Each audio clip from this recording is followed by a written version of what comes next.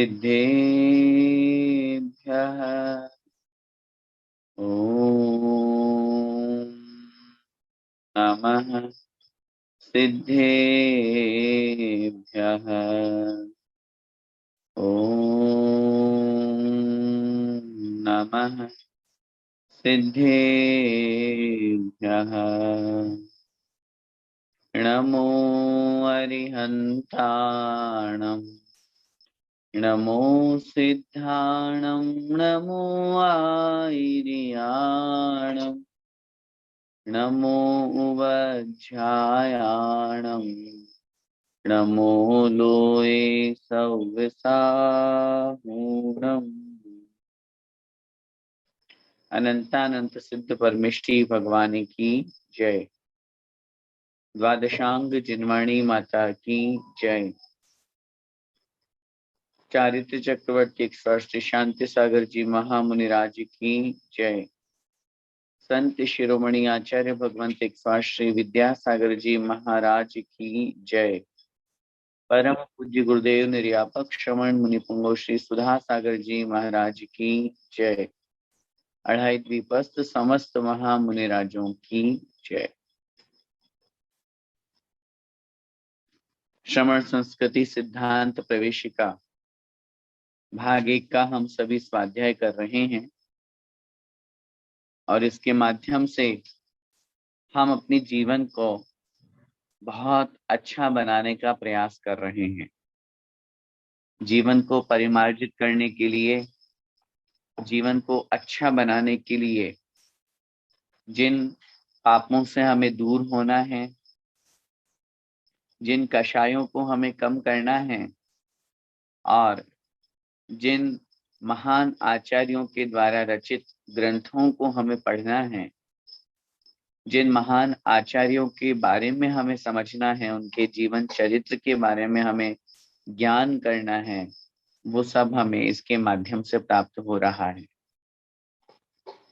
पिछली कक्षा में हमने हमारे जो प्रमुख जैनाचार्य हुए हैं, ऐसे तो महान महान आचार्य बहुत हुए हैं और अगर हम गिनती करें कि हमारे इस जैन धर्म को, जैन संस्कृति को जिन्होंने मजबूती प्रदान करी, जिन्होंने संवर्धन किया, उसको बढ़ाया, ऐसे महान आचार्य अनेक हुए हैं। भगवान महावीर स्वामी के पश्चात गौतम स्वामी एक महान गणधर, प्रथम गणधर बने और उन्हें भी केवल ज्ञान की प्राप्ति हुई।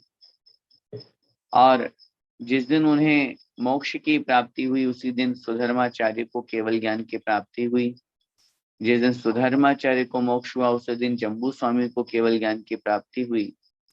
इस तरह से 3 अनुबद्ध केवली हुए और फिर उनके पश्चात 5 केवली और हुए और उन केवलियों के बाद में, उन 5 केवल ज्ञान प्राप्त करके केवली जो मोक्ष पधारे, उनके बाद में शुद्ध केवली हुए और अंतिम केवली जो श्रीधर स्वामी थे, वो तो कुंडलपुर से मोक्ष पधारे।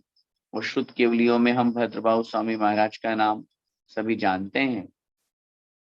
उनके बाद में जो आचार्य परंपरा चली, उनके बाद में आचार्य भगवान कुंद स्वामी महाराज, आचार्य भगवान उमा स्वामी महाराज, आचार्य भगवान समंत भद्र स्वामी महाराज, आचार्य भगवान पूज्य भक्त स्वामी महाराज, आचार्य भगवान अकलंक स्वामी महाराज, आचार्य भगवान कलिकाल सर्वज्ञ, जिन्होंने धवला, जय धवला, महाधवला आदि टीकाएं लिखी, ऐसे वीरसेन स्वामी महाराज, आचार्य जिनसेन स्वामी महाराज, जिन्होंने उन धवला पुस्तकों की कुछ जो टीकाएं बची थी वो, और साथ में आदि पुराण आदि महान ग्रंथ। इस तरह से अनेक ऐसे ऐसे महान आचार्य हुए। ये तो बहुत मैंने गिनती के नाम आपको गिनाए हैं। जब हम इतिहास पढ़ते हैं, एक डॉक्टर नेमीचंद जी की पुस्तकें हैं भगवान महावीर और उनकी आचार्य परंपरा, उनके 4 या 5 वॉल्यूम हैं। उनको जब अपन पढ़ते हैं तो देखते हैं कितने महान महान आचार्य हुए, जिन्होंने हमारी इस जैन संस्कृति को, जिनागम को, हमारे शास्त्रों को जो संबल प्रदान किया। आज जो भी धर्म जीवित है, निश्चित रूप से उन सब महान आचार्यों की अनुकंपा और दया थी कि उन्होंने अपना समय हमें, हम लोगों को लिए दे करके, जैन धर्म के लिए दे करके और आत्म कल्याण किया। मैं हमेशा कहता हूँ, जब भी कभी ग्रंथ पढ़ें, जब भी कभी कोई ऐसी हम शास्त्र स्वाध्याय करें, तो उन आचार्य के प्रति अपने मन ही मन में धन्यवाद ज्ञापित करें। विचार करें कि उन्होंने कितना बड़ा उपकार किया है हमारे ऊपर ये ग्रंथ लिख करके। मैं हमेशा ये चिंतन करता हूँ, अगर वो नहीं लिखते तो कुछ चला जाता क्या उनका, उनके कोई यश कम हो जाता, या उन्होंने कोई अपने यश के लिए वो शास्त्र लिखा, या कोई उनको जो पदवी मिलनी है या जो मुनि पद है पे वो है, तो वहां ऐसा कोई रूल तो है नहीं कि नहीं आपको लिखना ही पड़ेगा। उन्होंने ये सब ग्रंथ लिखे, वो हम लोगों के लिए लिखे, कितनी दया कितनी अनुकंपा करके। इसलिए उन ग्रंथों के बारे में अपन समझते हैं, पढ़ते हैं, तो हमेशा ऐसा चिंतन करके उनके प्रति बहुत उपकार भाव, उन्होंने हमारे ऊपर कितना बड़ा उपकार किया है, ऐसा भाव रख करके और हमें शास्त्र स्वाध्याय करना चाहिए। पिछली कक्षा में हमने आचार्य भगवान कुंद कुंद स्वामी महाराज के बारे में समझा था। कितने महान आचार्य आचार्य कुंद कुंद स्वामी महाराज हुए एक छोटे से दान के फल से। और उस दान में भी सोचिए, वो पूर्व पर्याय में दान उन्होंने किया था। जब उन्होंने देखा ये शास्त्र कोई चमत्कारी शास्त्र हैं, ये सब जगह आग लगी हुई है, इस वृक्ष में क्यों आग नहीं लगी हुई, निश्चित रूप से ये देव रक्षित वृक्ष है, देवों के द्वारा सुरक्षित है। और उन्होंने वो शास्त्र निकाल करके और मुनि महाराज को भेंट किए। सोचिए जरा, एक इतने से शास्त्र दान करने का उनको कितना बड़ा ज्ञान का क्षयोक्षम मिला कि अगले भाव में वो आचार्य कुंद कुंद महाराज बने, जिन्होंने 84 पाहुड़ लिखे, 84 ग्रंथ लिखे। आज भले ही अपने पास में कम ही शास्त्र अवेलेबल हैं, लेकिन जितने शास्त्र हमारे समक्ष हैं वो सब शास्त्र जो हैं वो बहुत महत्वपूर्ण हैं, ऐसा हम सभी विचार करते हैं। और समय सार, नियम सार, प्रवचन सार, इन सब ग्रंथों को उन्होंने लिख करके हमारे ऊपर बहुत बड़ा उपकार किया। पिछली कक्षा में हमने उनके बारे में समझा था। आइए अब आगे बढ़ते हैं और जो प्रमुख जैनाचार्य वाला पाठ है उसमें आचार्य उमा स्वामी महाराज, इनके बारे में हम समझते हैं। आचार्य उमा स्वामी आज से लगभग 1800 वर्ष पूर्व ईसा की दूसरी शताब्दी में आचार्य उमा स्वामी हुए। भगवान महावीर स्वामी के पश्चात जब हम आचार्य परंपरा लगाते हैं, तो जब हमने आचार्य कुंद कुंद स्वामी महाराज के बारे में समझा था, तो हमने आपसे निवेदन किया था कि आचार्य कुंद कुंद स्वामी महाराज पहली शताब्दी में हुए और आचार्य उमा स्वामी महाराज दूसरी शताब्दी में हुए। इनका विशेष परिचय प्राप्त नहीं होता है। आपने 18 वर्ष की अवस्था में मुनि दीक्षा ली और 25 वर्ष बाद आचार्य पद संभाला। आप 40 वर्ष 8 दिन आचार्य पद पर रहे और आपकी कुल आयु 84 वर्ष की थी। आचार्य उमा स्वामी आचार्य कुंद कुंद स्वामी के शिष्य थे। शिष्य मंडली में आपके समान प्रतिभा संपन्न अन्य और कोई शिष्य नहीं था। सबसे महत्वपूर्ण बात जो यहाँ पर समझनी है, आचार्य कुंद कुंद स्वामी महाराज के जो पट शिष्य जिनको अपन कहते हैं, वो आचार्य उमा स्वामी महाराज कहलाए। क्योंकि बहुत बार ऐसा होता है कि जब अपन आचार्यों के बारे में समझते हैं या किन्हीं के बारे में पढ़ते हैं, तो जो महान आचार्य होते हैं वो अपना परिचय नहीं देते हैं, परिचय नहीं लिखते हैं, और वो निष्प्रह वृत्ति जिससे हम कहते हैं। हम बहुत बार सोचते हैं कि जब संस्कृति की अपेक्षा विचार करते हैं, इतिहास की अपेक्षा विचार करते हैं, तो ऐसा लगता है कि अगर वो अपना परिचय लिखते तो आज हम और अच्छे से उनके बारे में जान पाते। नहीं तो बहुत बार ऐसा होता है आचार्य कुंद को तो महाराज ने अपने किसी भी ग्रंथ में अपना परिचय नहीं दिया, अपना नाम भी नहीं लिखा। लेकिन ये जो एक उनकी निरीह वृत्ति है, निष्प्रह वृत्ति है, नाम की कोई चाह नहीं, नाम की कोई परवाह नहीं, ये भी हमें उपदेश दे रही है। जब हम कभी इन बातों पर विचार करते हैं कि क्यों आचार्यों ने ऐसा लिखा या क्यों आचार्यों ने ऐसा किया कि अपना नाम नहीं दिया, तब ऐसी स्थिति में ये विचार आता है कि वास्तव में कितने महान आचार्य थे। उन्होंने कोई नाम की चाह नहीं रखी, कोई इच्छा नहीं रखी, और इस भावना के साथ में कि नहीं, जैसे दूसरे चिंतन में ये लगता है कि अगर ऐसा होता कि वो नाम लिख देते तो और हम उनके बारे में जान पाते, धर्म की प्रभावना होती, कुछ भी होता। लेकिन दूसरी ओर ये भी समझ में आता है कि जो एक आचार्य का गुण हुआ करता है, एक गुरु का, मुनि महाराज का जो गुण हुआ करता है, निष्प्रह वृत्ति, वो उनके अंदर विद्यमान थी, और इसीलिए उस निष्प्रह वृत्ति के कारण से वो जाने गए, पहचाने गए। ये हमें यहाँ पर समझना चाहिए। तो ऐसे आचार्य भगवान कुंद कुंद स्वामी महाराज, उनके पट्ट शिष्य आचार्य उमा स्वामी महाराज यहाँ पर कहलाए। आचार्य उमा स्वामी महाराज उनकी शिष्य मंडली में महान प्रमुख आचार्य थे। उनके समान और कोई अन्य शिष्य प्रतिभा संपन्न नहीं था। आप कई रिद्धियों से संपन्न थे। आपके शरीर से स्पर्शित हवा विष को अमृत बना देती थी। आप रिद्धि के प्रभाव से आकाश में चला करते थे। अक्सर अपन एक रिद्धि के बारे में पढ़ते हैं, वैसे तो आप लोगों ने पढ़ा ही होगा, 64 रिद्धियां होती हैं। उन 64 रिद्धियों में एक रिद्धि होती है आशीर्विश रिद्धि। दो प्रकार की रिद्धि समझना वहां पे, आशीर्विश रिद्धि और आशीर निर्विश रिद्धि। क्योंकि जब आप पाठ पढ़ते हैं नित्याप्रकम पादभुत केवलोघा, तो वहां पर जो कथन आता है, उस दृष्टि से को अगर अपन थोड़ा सा विचार करें तो दो प्रकार की, वहां 6 प्रकार की रिद्धियों में दृष्टि विशुद्धि, दृष्टि निर्विशुद्धि, आशी विशुद्धि, आशी निर्विशुद्धि। तो जो यहाँ पर बात चल रही है वो चल रही है निर्विशुद्धि की। मतलब आपके आशीर्वाद से, आपके शुभ प्रभाव से जो हवा है आपको स्पर्श करके जो गई है, वो अन्य के रोग को हर लेती है, विष को अमृत बना देती है, विष को निर्विष कर देती है। और पैरों में लेप लगा करके आकाश गमन वाली जो रिद्धि है, वो तो हमने सुनी ही है, पहले भी अपन ने समझी थी कि उसके प्रभाव से आप आकाश में गमन किया करते थे।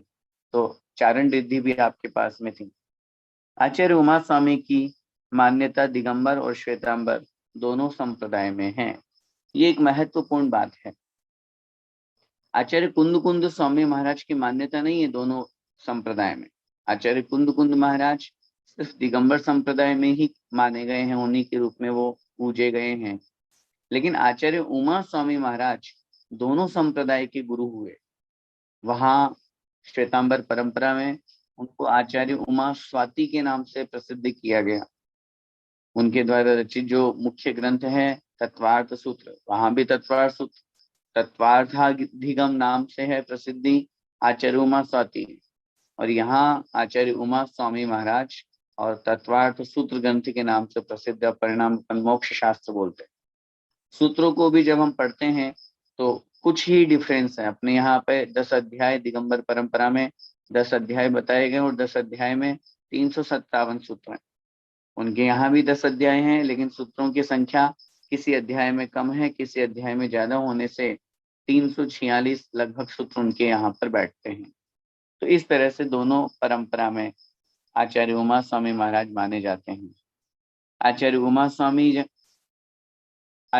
स्वामी जन गौरवशाली आचार्यों में, उन गौरवशाली आचार्यों में से हैं जिन्हें समस्त आचार्य परंपरा में पूर्ण प्रामाणिकता का सम्मान प्राप्त है। पूर्ण प्रामाणिकता से क्या तात्पर्य होता है?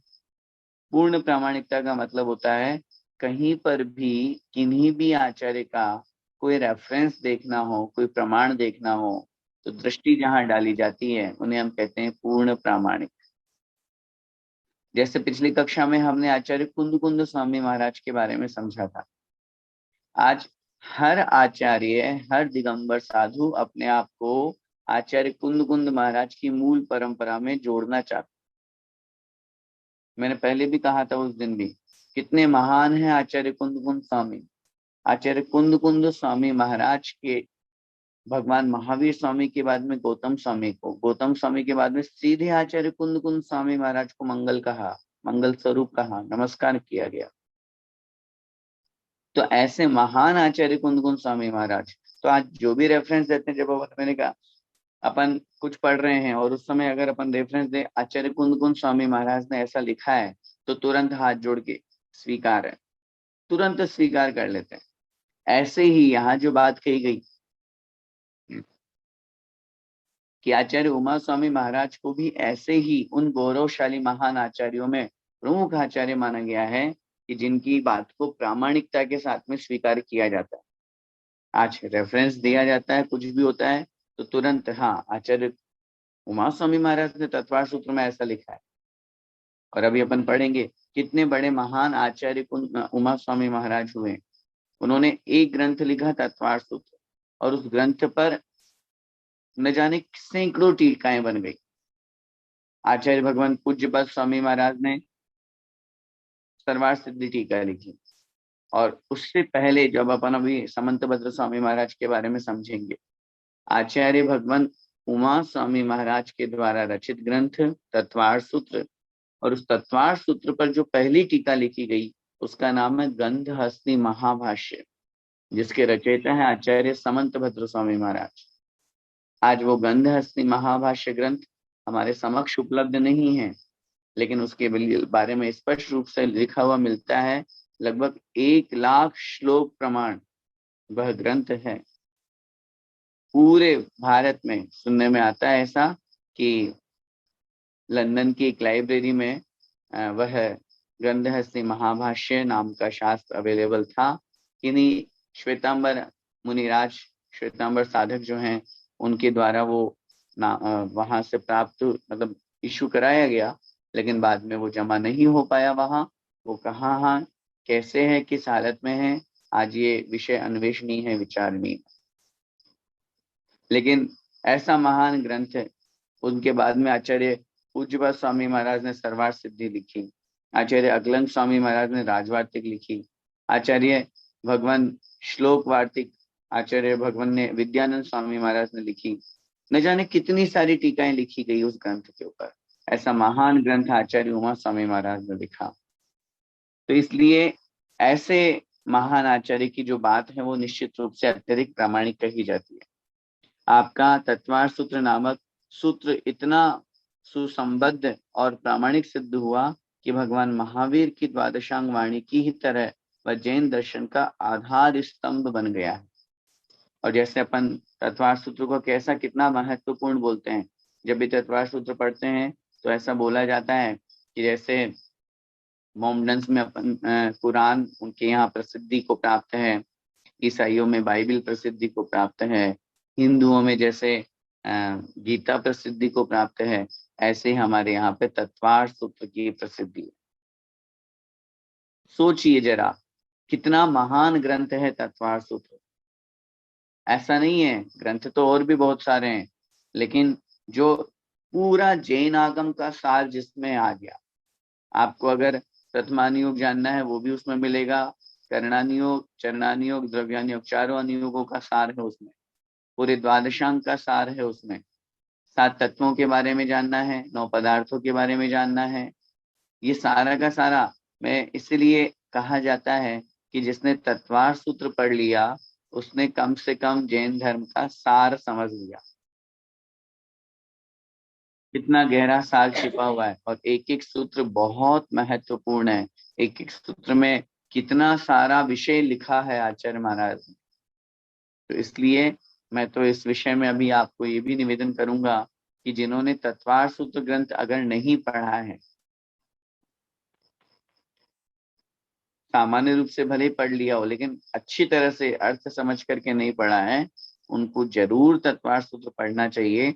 जीवन में कम से कम एक बार तत्वार सूत्र जरूर पढ़ो, और जिन्होंने पढ़ लिया है उनके लिए निवेदन है कि एक बार ही पढ़ा है उसको बार बार पढ़िए। अभी सर्वार सिद्धि भी लोग पढ़ रहे हैं।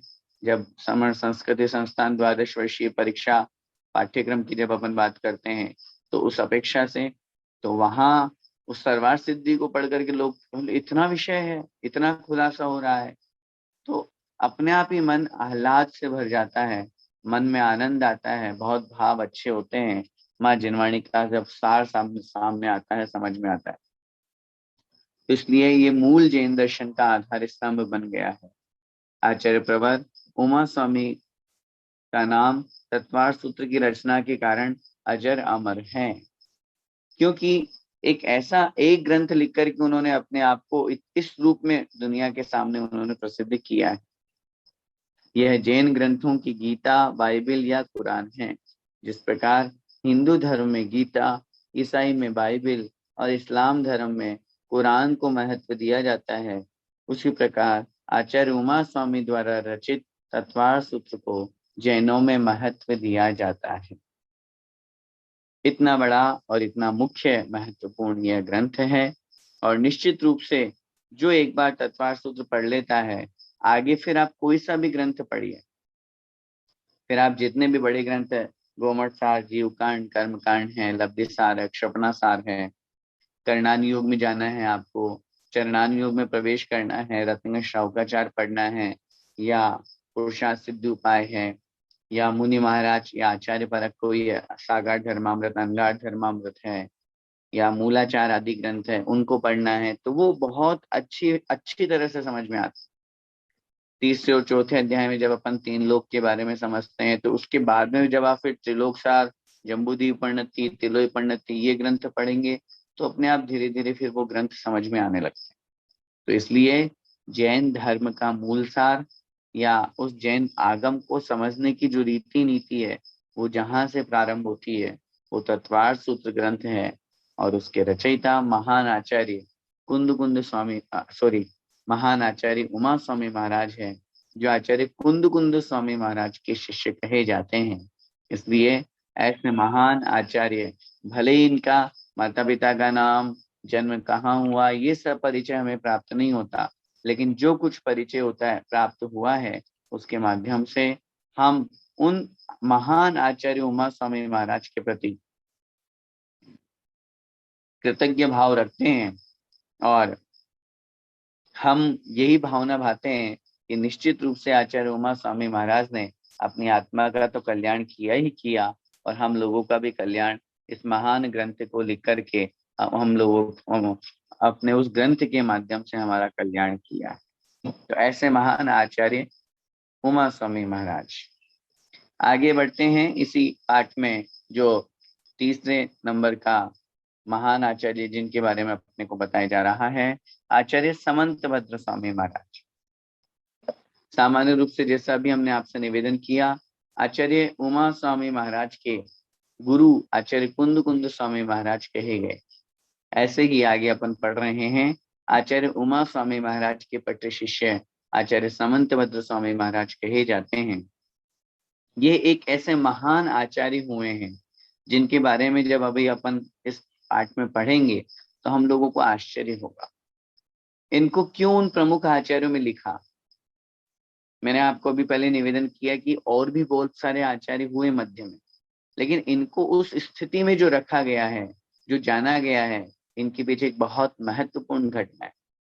आचार्य समंत भद्र स्वामी महाराज के लिए तो बहुत स्पष्ट शास्त्रों में लिखा हुआ मिलता है कि ये वादी प्रतिवादियों को धूल चटा देते थे। धूल चटा देने का मतलब, वादी प्रतिवादियों को जानबूझ करके आह्वान करते थे। धर्म की प्रभावना कैसे होती है? पहले के समय में हर नगर के बाहर, हर राज्य के बाहर, हर गांव के बाहर एक बहुत बड़ा ढोल होता था, नगाड़ा जिसको कहते हैं। और जो कोई उस नगाड़े को बहुत तेज तेज बजाता है, इसका मतलब उसका वो इस बात का प्रतीक होता है कि वाद विवाद करना चाहते हैं। आप अपनी बात रखें, हम अपनी बात रखेंगे, आप अपने धर्म के अनुसार आप अपने तर्क रखें, अपने मत के अनुसार, हम अपने मत के अनुसार, आगम के अनुसार अपनी बात रखेंगे। और फिर उसके बाद में वाद प्रतिवाद हुआ करता था।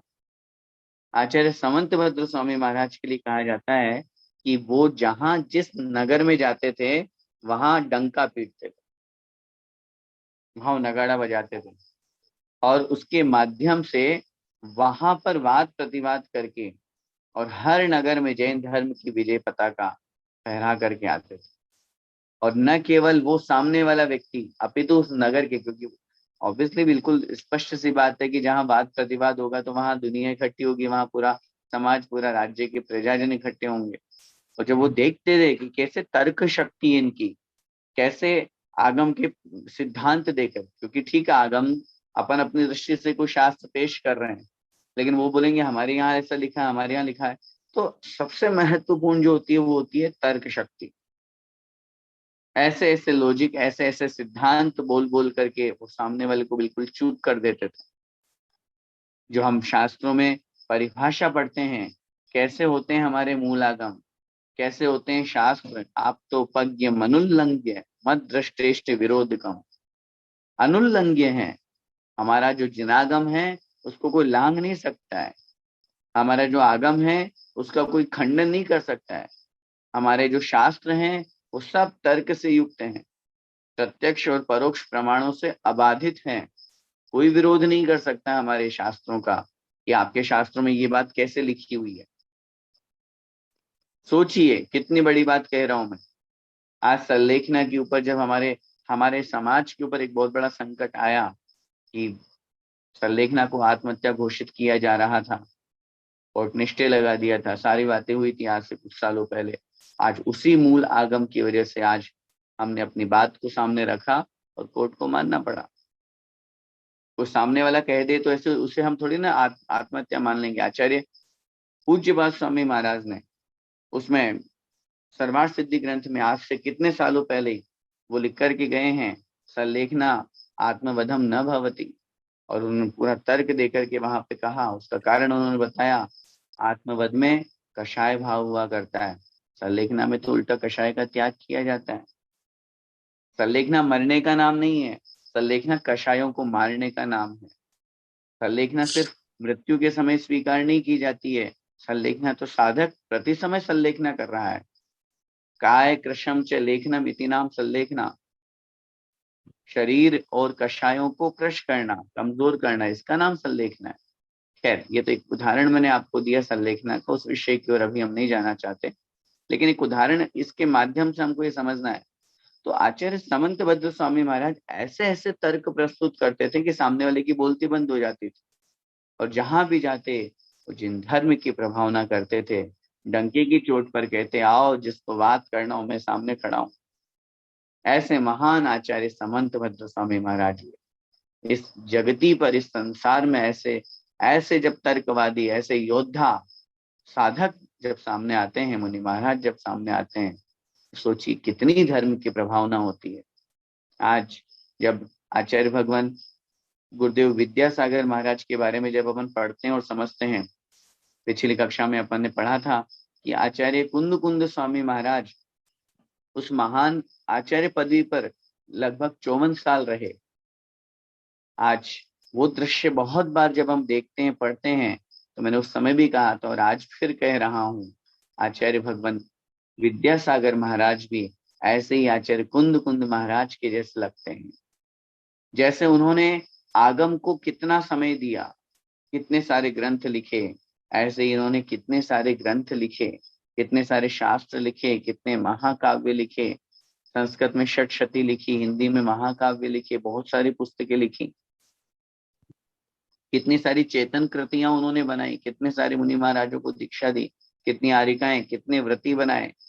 आज पिछले 2000 वर्षों का इतिहास उठा के देखते हैं तो इतनी धर्म की प्रभावना और किन्हीं आचार्यों ने नहीं की।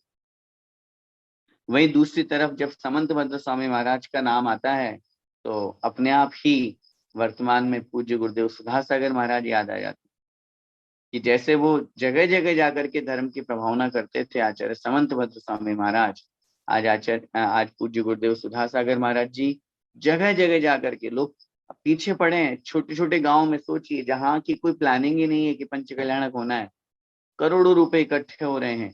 जहाँ का समाज 2 रुपए निकालने में अपने आप को ये सोचता था कि नहीं नहीं हमें दान नहीं देना, आज वो पूज्य गुरुदेव के आशीर्वाद से, उनकी प्रेरणा से, उनके उद्बोधन से प्रभावित होकर के 2-2 करोड़ रुपए दान दे रहे हैं। धर्म की कितनी प्रभावना हो रही है। न केवल अभी शाम का, आज का ही मैं जिज्ञासा समाधान सुन रहा था, उसमें एक व्यक्ति, सामान्य व्यक्ति जो अदर कास्ट का था, वो बोल रहा था कि हमारे तो भगवान आप ही हैं, हमारे तो गुरु आप ही हैं, आप जैनियों के तो होंगे होंगे, लेकिन हमारा ये सारा का सारा समाज यहाँ पे बैठा हुआ है, हमारे गांव के तो भगवान आप ही हैं। तो ये जब अन्य व्यक्ति बोलता है तो ऐसा लगता है कि वास्तव में कितना आनंद की प्राप्ति है कि एक व्यक्ति, सामान्य व्यक्ति, वो नहीं समझता है, लेकिन ये तो वो जानता है कि नहीं ये मेरे गुरु हैं, ये मेरे भगवान हैं। तो ऐसे धर्म की प्रभावना उनके माध्यम से हो रही है। तो आइए देखते हैं आचार्य समंतभद्र स्वामी महाराज के बारे में। स्वामी समंतभद्र का जन्म दक्षिण भारत के फणिमंडल देश के उरकपुर नगर में हुआ था। वह कावेरी नदी के तट पर एक प्रसिद्ध बंदरगाह था। इसे ही पुरानी त्रिचनापोली कहते हैं। वर्तमान में जो त्रिचनापोली है ये दक्षिण की ओर है, उस तरफ ये, वहां पर समंतभद्र स्वामी महाराज का जन्म हुआ था। आपके पिता का नाम अज्ञात है। आप कदम्ब राजवंश के एक क्षत्रिय राजकुमार थे। आपका जन्म के समय का नाम शांति वर्मा था। क्षत्रिय वंश में इन्होंने जन्म लिया, शांति वर्मा इनका नाम था। और सोचिए, उस क्षत्रिय वर्ण में जन्म लेकर के और अपने आप को उस दिगंबर रूप में प्रसिद्ध किया। आपने उरकपुर में ही दीक्षा प्राप्त की थी। आप जिन शासन की सेवा और उसके प्रचार में ही अपना जीवन लगा देना चाहते थे। अपनी बलवती भावनाओं को सफल बनाने के लिए अल्पकाल में ही आपने मुनि दीक्षा धारण कर ली थी और ज्ञान शक्ति तथा त्याग से जीवन को महान बनाने में निरत हो गए, अर्थात लग गए। जैन वाङ्मय में स्वामी समंतभद्र पूर्ण तेजस्वी विद्वान, देखो कितने सारी विशेषता इनकी दे रहे हैं, पूर्ण तेजस्वी विद्वान, प्रभावशाली दार्शनिक, महावादी विजेता, प्रथम संस्कृत कवि एवं प्रथम स्तुतिकार हुए हैं। अब एक एक गुण के बारे में अपन समझें तो पूर्ण तेजस्वी विद्वान, एक ऐसे विद्वान की जिनसे आप कोई सा भी प्रश्न पूछो उसका उत्तर वो बहुत अच्छी तरह से दिया करते, तर्क के माध्यम से दिया करते हैं, ऐसे आचार्य समंतभद्र स्वामी महाराज। प्रभावशाली दार्शनिक, आप पढ़िए इनके शास्त्र, जब अपन इष्टोपदेश पढ़ते हैं, जब अपन पूज्यपाद स्वामी इनकी समंतभद्र स्वामी महाराज का जब अपन रत्न शौकाचार पढ़ते हैं, इसके अलावा देवागम स्तोत्र आदि ग्रंथ पढ़ते हैं, तो ये जो तर्कपूर्ण शास्त्र, दर्शन के शास्त्र हैं, इन सबको पढ़ने से वास्तव में बहुत इनका विशेष गहरा ज्ञान था। महावादी विजेता, जैसे अभी मैंने आपको बताया, उस तरह से ये थे। प्रथम संस्कृत कवि, प्रथम स्तुतिकार हुए। ये इन्होंने स्वयंभू स्तोत्र की रचना की। उस स्वयंभू स्तोत्र के माध्यम से 24 तीर्थंकरों की स्तुति यहाँ पर उन्होंने की। धर्म, न्याय, व्याकरण, साहित्य, ज्योतिष, आयुर्वेद, मंत्र तथा तंत्र आदि सभी विद्याओं में निपुण थे। हमारे यहाँ पर भी तंत्र मंत्र का अध्ययन होता है, ऐसा नहीं है, आप ऐसा ना समझिएगा कि तंत्र मंत्र का प्रयोग यहाँ पर कोई साधु के लिए क्यों किया जा रहा है या ऐसा शब्द का प्रयोग। तंत्र मंत्र का मतलब प्रयोग करना नहीं, लेकिन ज्ञाता तो हो सकते हैं ना उसके, क्योंकि ज्ञाता बन करके, और जैसे हम पढ़ते हैं अष्टांग महानिमित्त बुद्धि रिद्धि हमारे यहाँ पर 64 रिद्धियों में हुआ करती है।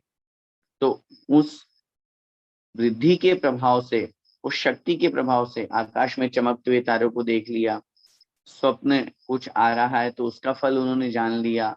तो ये सारे के सारे जो विषय हैं ये ज्ञान के विषय मुख्य रूप से हुआ करते हैं। आचार्य समंतभद्र स्वामी, आचार्य उमा स्वामी के बाद और आचार्य पूज्यपाद स्वामी महाराज के पहले विक्रम की दूसरी या तीसरी शताब्दी में हुए। इस प्रकार अगर अपन वर्तमान के समय की अपेक्षा लगाएंगे तो वही लगभग 1700 वर्ष पूर्व आचार्य समंतभद्र स्वामी महाराज हुए।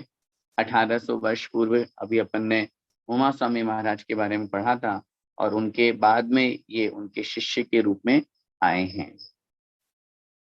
कृतित्व की जब अपन बात करते हैं कि आचार्य समंतभद्र स्वामी महाराज ने क्या लिखा, आचार्य समंतभद्र स्वामी द्वारा निम्न ग्रंथ विरचित हुए हैं। स्वयंभू स्तोत्र।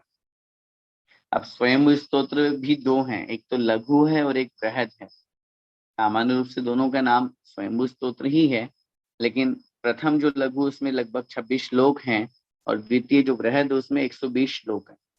और 24 तीर्थंकरों की क्या अद्भुत स्तुति की आचार्य समंतभद्र स्वामी महाराज। आचार्य श्री प्रतिदिन आज भी स्वयंभू स्तोत्र का पाठ करते हैं बृहद वाले का। तो स्वयंभू स्तोत्र हो गया। आप्त मीमांसा जिसे हम देवागम भी कहते हैं, युक्ति अनुशासन, स्तुति विद्या, जिन शतक, रत्नगण श्रावकाचार, इतने सारे ग्रंथ इन्होंने यहाँ पर लिखे। और इसमें जो अभी अपन ने बात की थी कि आप्त मीमांसा, न्याय का ऐसा तर्कपूर्ण उन्होंने सिद्धांत वहां पर प्रस्तुत किया है कि वास्तव में ऐसा लगता है कि आचार्य समंतभद्र स्वामी महाराज ने कितना दर्शन का उनको गहरा ज्ञान था, और उस दर्शन के ज्ञान के साथ में आप्त मीमांसा, आप्त मतलब भगवान, सच्चे देव, निर्दोष जो देव होते हैं उनको आप्त कहते हैं, उनकी उन्होंने वहां पर बहुत तर्कपूर्ण शक्ति से, ऐसा वो नहीं उन्होंने क्या कहा कि दुनिया आपको पूज रही है, आपने समोषण बन गया इसलिए मैं आपकी पूजा कर लूं। उन्होंने कहा नहीं, ये तो कोई देवता भी कर सकता है, ये तो कोई भी कर सकता है। किसी रिद्धिधारी देव हैं, रिद्धिधारी का मतलब कोई भी वैक्रिक शरीर जिनको प्राप्त हुआ है, ऐसे देवगति के जो देव हैं वो भी ऐसा बना सकते हैं समोषण, तो और बनाया था। अपन देवते रानी की कहानी में पढ़ते हैं ना, बनाया था ऐसा दे। तो वगैरह देवता आपको पूज रहे हैं, समोषण आपका बना हुआ है इसलिए मैं आपकी पूजा करूं? नहीं, मैं तो आपकी पूजा सच्चे देव हो वीतरागी सर्वज्ञ हितोपदेशी, तो मैं आपकी पूजा करूंगा, नहीं तो नहीं। ऐसा बहुत तर्क वितर्क करके उन्होंने वो, और जब स्तुति परक उन्होंने लिखा, स्तुति विद्या है, जिन शतक है, इनके माध्यम से स्वयंभू स्तोत्र भगवान जिनेन्द्र देव की स्तुति की। आगे इन उपलब्ध ग्रंथों के अतिरिक्त आपके द्वारा रचित निम्नांकित ग्रंथों के उल्लेख और मिलते हैं, जैसे जीव सिद्धि, तत्वानुशासन, प्राकृत व्याकरण, प्रमाण पदार्थ, कर्म प्राकृत टीका और गंधहस्ती महाभाष्य। जैसा कि अभी हमने आपको बताया, गंधहस्ती महाभाष्य एक ऐसा महान ग्रंथ है जिसमें आचार्य उमा स्वामी महाराज के ऊपर जो सबसे पहली टीका लिखी गई। ठीक है, आज भले ही हमारे समक्ष उपलब्ध नहीं है, लेकिन आगम में उसके प्रमाण मिलते हैं कि गंधहस्ती महाभाष्य नाम का एक ग्रंथ है जो वर्तमान में उपलब्ध भले ही नहीं है, लेकिन उसके ऊपर उन्होंने टीका लिखी। भस्मक व्याधि। आचार्य समंतभद्र स्वामी महाराज की जीवन का एक ऐसी घटना उनके जीवन में घटी जिससे वो और अधिक प्रसिद्धि को प्राप्त हुए, और न केवल प्रसिद्धि को प्राप्त हुए अपितु उस एक घटना के माध्यम से हमें उस जैन तत्व का सिद्धांत भी समझ में आता है। और जैसा कि मैंने आपको बताया कि वो केवल, जैसे अपन कहते हैं ना कि सामने वाले को प्रभावित करने की एक बहुत बड़ी ताकत थी उनमें, और उस ताकत को उन्होंने वहां पर उपयोग किया। तो क्या भस्मक व्याधि नाम के एक रोग के माध्यम से उन्होंने कैसे जिन धर्म की रक्षा का भी भाव किया, देखिए जरा। समंतभद्र स्वामी जी की को एक बार मणुकह मणुकहल्ली मणुकहल्ली ग्राम में भस्मक रोग हो गया था। आपने समता पूर्वक उसे सहा और प्रतिकार भी किया, परंतु शांति नहीं मिली। तब आपने गुरु के पास जाकर संलेखना ग्रहण करने हेतु याचना की। गुरुदेव ने अपने योग बल से जान लिया कि समंतभद्र अल्पायु नहीं है, इनसे धर्म और शासन की प्रभावना का महान कार्य होना है। तब उन्होंने आदेश दिया कि जिस वेश में जिस जैसे भी हो सके रोग गलित का उपाय करो, रोग शांति का उपाय करो। रोग निवृत्ति होने पर प्रायश्चित पूर्वक फिर मुनि दीक्षा ले लेना। तब काशी के राजा शिवकोटि के शिवालय में चढ़ने वाली नैवेद्य सामग्री से समंतभद्र ने अपने भस्मक व्याधि को शांत किया तथा भगवान चंद्र प्रभु की स्तुति पढ़ते समय जिन बिंब प्रकट हुआ था। ये कहानी यहाँ पर संक्षेप में कही है। इस कहानी को अपन अच्छी तरह से समझते हैं कि जब आचार्य समंतभद्र स्वामी महाराज को ऐसा ऐसा रोग हो गया, भस्मक व्याधि रोग का मतलब होता है जिसमें जो कुछ भी खाया जाता है वो खाने के कुछ समय बाद में ही समाप्त हो जाता है। बहुत तेज भूख लगने लगती है, जैसे कोई भी वस्तु भस्म हो जाती है ना, समाप्त हो जाती है, ऐसे ही भस्मक व्याधि में जो भी भोजन किया वो सब भस्म हो जाता है, समाप्त हो जाता है। अब इतना आहार करते, आहार करने के फिर 1 घंटे बाद 2 घंटे बाद सब पेट में पूरा खत्म। अब मुनि महाराज, दिगंबर मुनि महाराज 24 घंटे में सिर्फ एक बार आहार लेते हैं, वो भी निर्दोष रीति से, शुद्ध है, अंतराय को टाल करके सारी चीजों को। और वहां अगर फिर कोई अंतराय आ गया तो फिर छुट्टी। अब यहाँ तो 1 घंटे बाद ही सब कुछ समाप्त हो गया, शरीर चल ही नहीं रहा है, क्या करें? खूब उपाय किया, नहीं हो पाया। लास्ट में जो हमारे यहाँ लिखा है, क्या करें? उपसर्गे दुर्भिक्षे जरस रुजायाम च नी प्रतिकार है। उपसर्ग आ जाने पर, अकाल पड़ जाने पर, जरसी अत्यधिक वृद्धावस्था आ गई है, अब शरीर से व्रतों का पालन नहीं हो पा रहा है, रुजायाम च नी प्रतिकार है, और ऐसा रोग हो गया है जिसका प्रतिकार नहीं हो सकता है। तब उस स्थिति में क्या करें? धर्माय तनु विमोचन माहू सल्लेखना मारिया, ये आचार्य समंतभद्र स्वामी महाराज ने लिखा है रत्न श्रावकाचार्य में। तब शरीर छोड़ दिया जाता है धर्म के भाव रख करके, क्योंकि शरीर के माध्यम से अब कार्य नहीं हो पा रहा है। आचार्य भगवान समंतभद्र स्वामी महाराज ने यही विचार करके वो अपने गुरु के समक्ष गए और निवेदन किया, भगवान मुझसे अब पालन नहीं हो पा रहा है और मेरे साथ में ये स्थिति है, मैं क्या करूं, मुझे आप सल्लेखना दे दीजिए। उन्होंने जाना, अभी तो इनकी अल्पायु है, अभी तो बहुत थोड़ी आयु है और इतनी जल्दी इनका मरण होने वाला नहीं है। उन्होंने देखा ये तो बहुत धर्म की प्रभावना करने वाले हैं, मैं इनको अभी से कैसे समाधि का आशीर्वाद दे दूं, सल्लेखना का आशीर्वाद दे दूं। उन्होंने कहा कोई बात नहीं, शास्त्रों में लिखा है और हम उसी विधि के अनुसार चल रहे हैं, तुम जाओ और जिस वेश में तुम्हें रहना हो उस वेश में तुम जैसे अपने रोग को ठीक कर सकते हो, अपनी बीमारी को ठीक कर सकते हो, वो प्रयास करो। वो गए, और क्योंकि जब रोग है भस्मक व्याधि, डॉक्टर्स ने, वैद्यों ने कह दिया कि आपका ये रोग तभी दूर हो सकता है जब आप बहुत बहुत बहुत ज्यादा खाएं, बहुत बार खाएं, बहुत ज्यादा सामग्री खाएं, तो धीरे धीरे आपका ये रोग ठीक हो जाएगा। वो निकले वहां से और वहां उन्होंने देखा बनारस में एक शिवालय में बहुत ज्यादा भोजन, नैवेद्य सामग्री सब लोग उनकी मान्यता में चढ़ाते ही हैं, वहां चढ़ा रहे थे। सब लोग लाइन में लगे हुए थे, वो भी लग गए। जब वहां पर पहुंचे उन्होंने देखा कि भोजन सामग्री चढ़ाई जा रही है, तो उन्होंने वहां के लोगों को, पंडित जी को, पुजारी को कहा कि भाई आप जो भोजन सामग्री अपने शिव जी को चढ़ा रहे हो, तो ये जो आप चढ़ा रहे हो आपके क्या शिव जी भोजन करते हैं? तो सब लोग हंसने लगे, बोले ऐसा कैसे हो सकता है, ये भोजन कैसे करेंगे, जो चढ़ाई सही सामग्री है ये कैसे खाएंगे? तो उन्होंने कहा कि आप कहो तो मैं इनको खिला सकता हूँ। बोले कैसे खाएंगे? बोले वो मैं जानता हूँ, वो मैं खिला दूंगा। और ये कह करके सब तैयार हो गए। बोला आज भगवान खा रहे हैं तो कौन नहीं खिलाना चाहेगा अपना द्रव्य। और सब कुछ ला करके और बोले कि मैं दरवाजा बंद करके ही मैं खिला पाऊंगा, आप लोगों के सामने नहीं।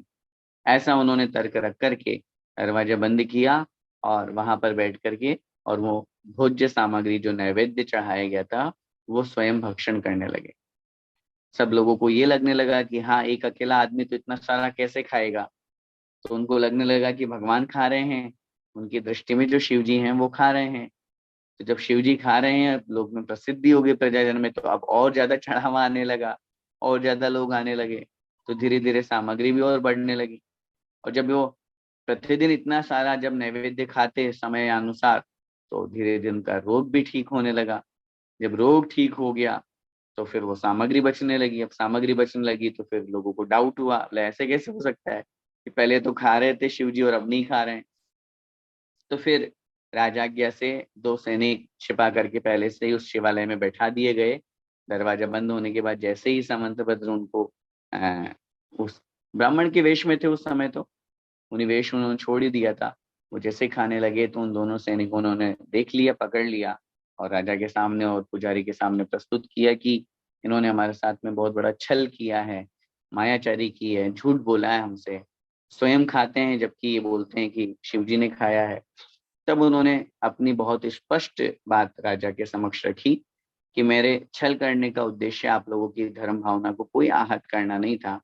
मेरे को इस प्रकार का रोग है और इस प्रकार का रोग जो है, और आज वैद्यों ने बताया कि वो इसी के माध्यम से ठीक हो सकता है, उसका और कोई इलाज नहीं। पुजारी को, राजा को बहुत विकल्प हुआ। उसने कहा कि कुछ भी हो, फिर भी आपने हमारे साथ में गलत तो किया है। ठीक है, गलत किया, अब आप जो सजा देना चाहें मुझे मंजूर, और क्या कर सकते हैं, मैं सजा लेने के लिए तैयार हूँ। राजा ने खूब सोचा कि इनको क्या सजा दी जाए। इनको अगर हम कोई फांसी की सजा दे दें, कोई प्राणदंडी की सजा दे दें तो कोई फर्क नहीं पड़ेगा।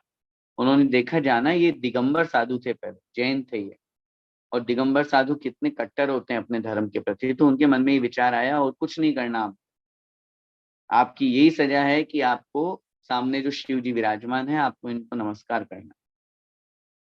समंतभद्र स्वामी महाराज बोले, देखिए मेरा मस्तक जो है वो सिर्फ दिगंबर जिन प्रतिमा के आगे, वीतरागी जिनेन्द्र भगवान के आगे ही मेरा मस्तक झुकता है, इनके अलावा मैं और किसी को नमस्कार नहीं करता।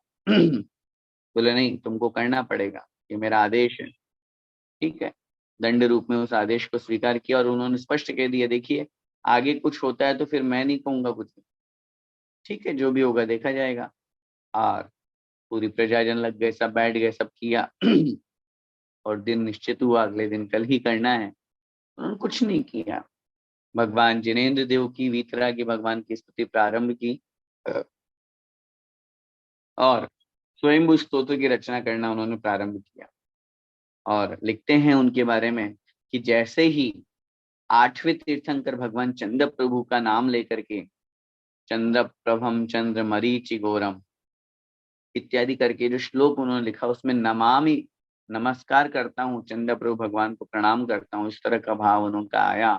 और उन्होंने, क्योंकि वो तो आंख बंद करके भगवान की स्तुति कर रहे थे, और ऐसा भाव, क्योंकि पिछले 7 श्लोकों में आदिनाथ भगवान से लेकर के सुपार्श्वनाथ भगवान तक जो उन्होंने श्लोक रचना की, उसमें नमस्कार करता हूँ ऐसा कोई शब्द का प्रयोग नहीं हुआ था।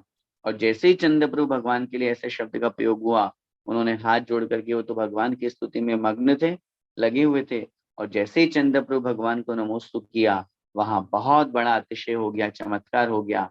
सामने से वो शिव पिंडी बीच में से फटी और बीच में से चंद्र प्रभु भगवान की जिन प्रतिमा प्रकट हो गई।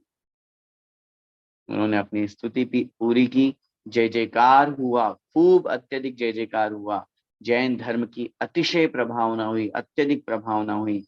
लोगों ने देखा वास्तव में कितनी बड़ी शक्ति है इनके अंदर, कितनी बड़ी शक्ति है कि चंद्र प्रभु भगवान प्रकट हो गए हैं। इन्होंने उन ऐसे वीतरागियों सॉरी सॉरी वीतराग धर्म की अत्यधिक प्रभावना हुई।